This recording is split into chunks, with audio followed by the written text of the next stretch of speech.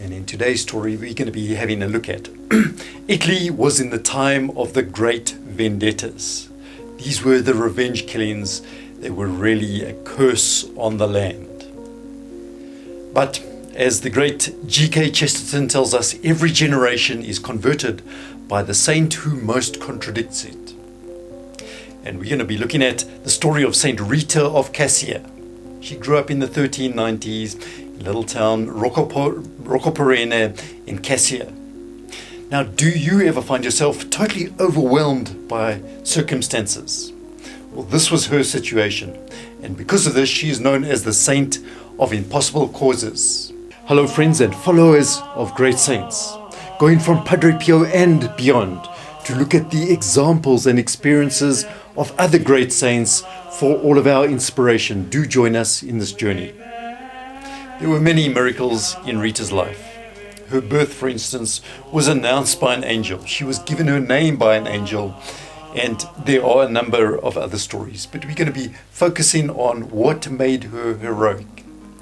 Now, her parents were getting on in years. They were barren at the time, when an angel appeared to the mother in a dream, announcing the birth and the name of their child, and telling her that she was going to be a person of great holiness and peace. Not long after that, Rita Mancini was born. Rita was a very prayerful person, and she was always praying like Padre Pio. And then at the age of 12, she felt a calling now to join the Augustinian sisters in the convent of St. Mary Magdalene. She spoke to the convent about this. They told her, go and speak to your parents. So she went and put this idea across to her parents that she wanted to become a nun. The parents were really worried though, because this was the time of the great vendettas, revenge killings in Italy.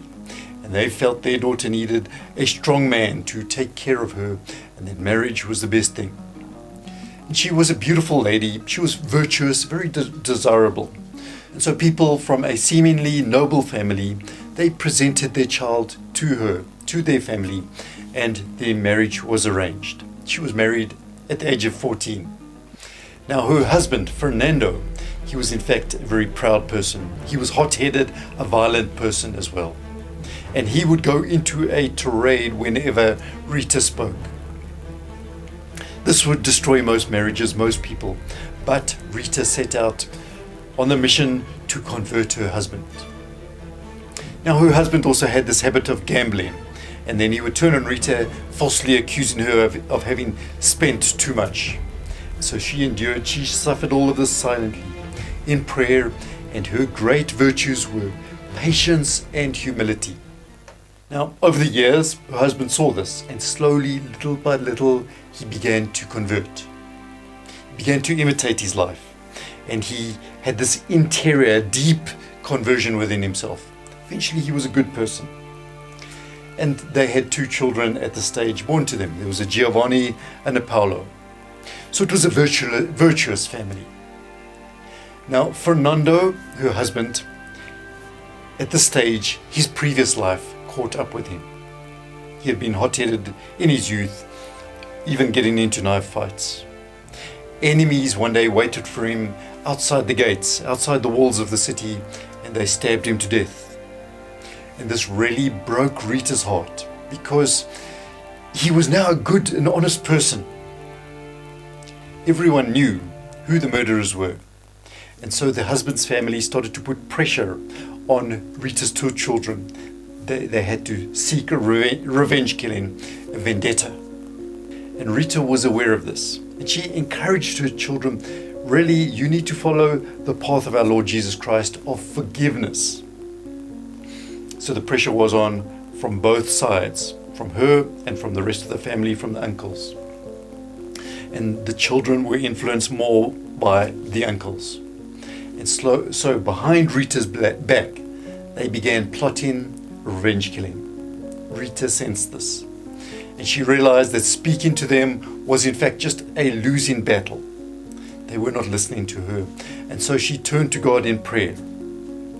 And at one point, deep in prayer, she realized that God actually holds her children with a greater love than Rita possibly could, and so she handed her children over to God for his care and protection, to do with whatever he wanted. Well, not long after this, a disease spread through that town, dysentery, and it took out both her children.